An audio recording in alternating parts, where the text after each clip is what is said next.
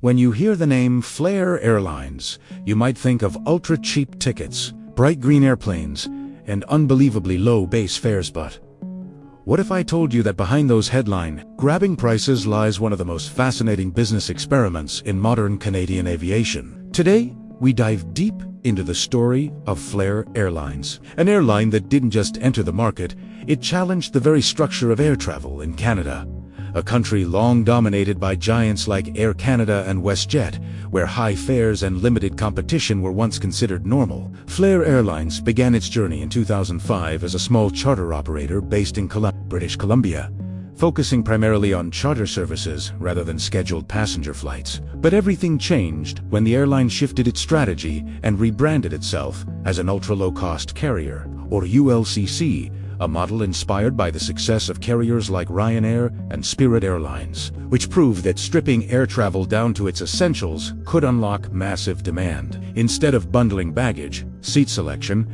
and onboard perks into one expensive ticket, Flair embraced the pay for what you use philosophy, offering rock-bottom base fares while charging separately for extras. And this strategy immediately positioned the airline as a disruptor in a market where domestic routes were often expensive due to limited competition and vast geography. But let's clearly understand what makes Flair Airlines unique. Canada is one of the largest countries in the world by land area, yet much of its population is concentrated in a few major cities like Toronto, Vancouver, Calgary, and Montreal.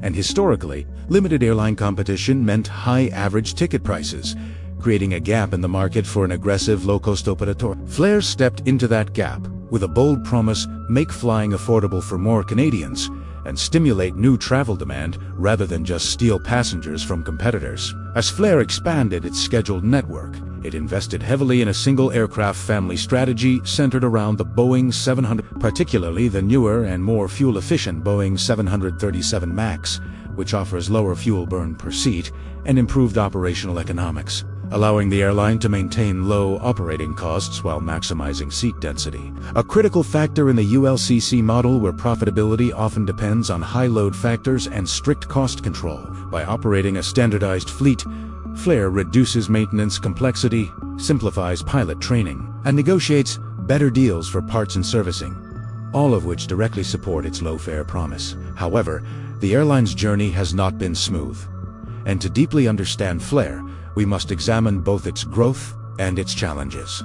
Rapid expansion into domestic and transborder routes, including flights to the United States and popular leisure destinations, helped build brand recognition, but expansion also brought scrutiny, especially regarding financial stability and foreign ownership questions. At one point, concerns were raised about whether the airline complied with Canadian ownership regulations, as significant financial backing was tied to US-based investment groups, but Canadian authorities ultimately allowed operations to continue under conditions that ensured compliance, demonstrating how regulatory frameworks can significantly impact airline strategy and survival. Operationally, Flair has also faced the typical growing pains of many low-cost carriers: schedule disruptions, aircraft repossessions during financial strain, and public criticism when service reliability faltered. Yet these moments reveal something important about the aviation industry. Airlines operate on razor-thin margins, and small shocks can create major turbulence. Fuel prices, leasing costs, airport fees, and seasonality all play enormous roles in financial performance. And for a ULCC like Flair, even slight cost increases can disrupt the delicate balance between ultra-low fares and profitability. From a consumer perspective, the Flair experience is intentionally simple. Passengers purchase a base fare that covers transportation from point A to point B, and then choose add-ons such as checked baggage, carry-on allowances, seat selection, priority boarding, or travel bundles, which means travelers who pack light and plan carefully can fly extremely cheaply, while those who want flexibility or comfort can customize their journey. This a la carte pricing model empowers price-sensitive travelers, including students, families, and leisure passengers, but it also requires clear communication to avoid confusion about total trip costs, making transparency and digital user experience critical components of the airline's strategy. Economically, Flair's presence in the Canadian market has had a measurable competitive effect. When ultra-low-cost carriers enter a route, average fares often decrease across all airlines serving that route, as competitors adjust pricing to retain market share, meaning that even passengers who never fly Flair may benefit indirectly from its existence. This competitive stimulation is one of the most powerful arguments in favor of ULCC expansion, especially in countries where legacy carriers historically held dominant positions. Strategically, Flair focuses on point-to-point routes rather than complex hub-and-spoke systems, reducing connection dependencies and operational risk, while prioritizing secondary airports or underserved city pairs when possible to lower fees and avoid congestion. Though in Canada's concentrated airport infrastructure, major hubs still play an essential role. By maximizing aircraft utilization, keeping planes flying as many hours per day as possible, Flair spreads fixed costs across more flights, improving unit economics, and this relentless focus on efficiency mirrors the playbooks of successful European and American low-cost carriers.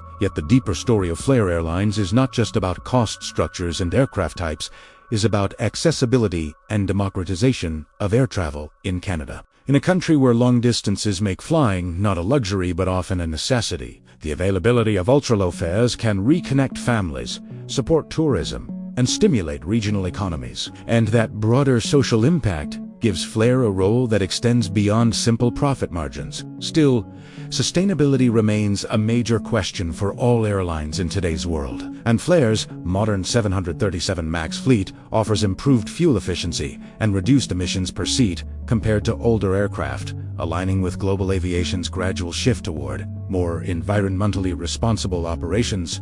Though, like all carriers, it faces increasing pressure to balance growth with climate accountability. Looking ahead, the airline's future will likely depend on disciplined growth, strong liquidity management, reliable operations, and maintaining customer trust in an era where online reviews and social media shape brand perception almost instantly. Ultra-low-cost carriers succeed not only through low fares, but through consistency, cost control, and the ability to weather economic downturns. And Flair's leadership must navigate fluctuating fuel prices, competitive responses from Air Canada and WestJet, and evolving regulatory oversight while continuing to deliver on its core promise of affordability. So, what does Flair Airlines truly represent? It represents risk, innovation, disruption, and the relentless pursuit of a different vision for Canadian aviation. It shows that even in a market long considered closed or limited, new strategies can reshape consumer expectations